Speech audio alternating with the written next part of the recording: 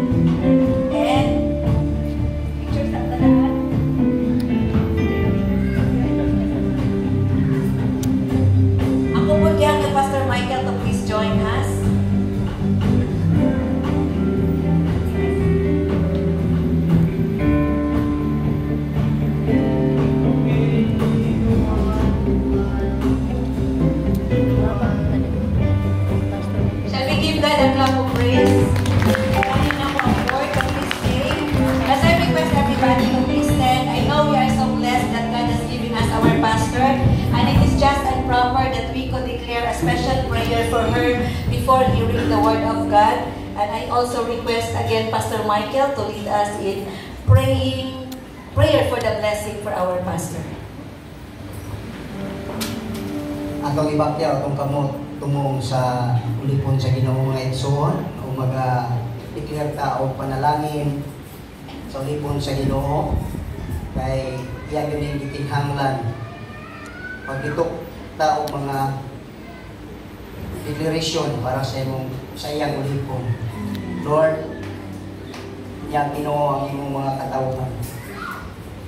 Nagabakyaw silang kamot tumong sa imong ulipon.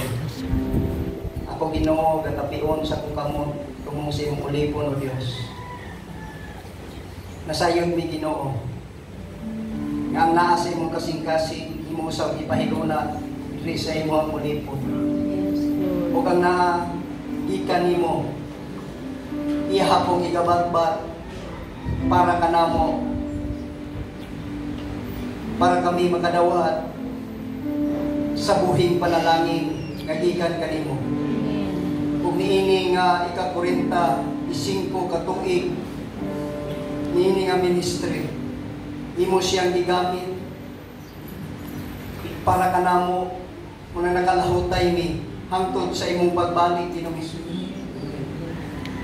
Makaplagan nimo ang matag isa tungod kay imong gamito ng imong ulipon. Panalangini ang imong ulipon o Dios. Dubling dihog ang iyang mabatunan. Samtang magasulti siya sa among taliwala, ang imong gahom, ang imong himaya, ang imong pagkahalangdon, ang imong kaalam o Dios, mapahiluna sa imong ulipon para kami Ginoo makadawat sa mga panalangin ug ang among kasing-kasing masintro, ang among una-una, mahimong masintro diha sa mga buhing panalangin nga imong ipahiluna karon nga kabuntagon o Dios. Lord, panalangini ang imong anak o Dios. Ikaw magasapnay, ikaw magagunit o magatabon sa imong amili nga dugo. Ang imong himaya, ang imong gahom, magaputos nini nga kinabuhi. Pinaagi sa imong pangalan Ginoong Hesus. Samtang mubarog siya ginunini nga David. Puno sa imong presensya, ang imong pagkahalangdon, ang imong kaayag, ang imong iwa, Ginoo, mudanag sa tibuok katawhan, Ginoo, gamit ang imong ulipon, pinaagi sa imong pangalan, Ginoong Hesus. O ang mga panalangin nga langit nun, nga iyang magbuhian karon nga kabuntagon, mupahat-pahat kini sa matag isa, o ang kasing-kasing sa matag isa, maninawaton niya nga panalangin, ginamit ang imong ulipon ugan. Salamat o Diyos sa imong pagabuhaton, ug dugang pa, Ginoo, nga imong pagahimuon o Diyos, imong igapahiluna, sulod sa iya nga kasing-kasing, para kami magamaton, Ginoo, sa kasiguruhan, o paglaom, Ginoo, pinaagi sa imong pangalan o Diyos, o ang imong amili nga lugo, magasapnay, imong ulipon sa matag isa, nalaykon ka Ginoo, suway katapusan, among mga pagampo, pagpanugyan, diya lamang sa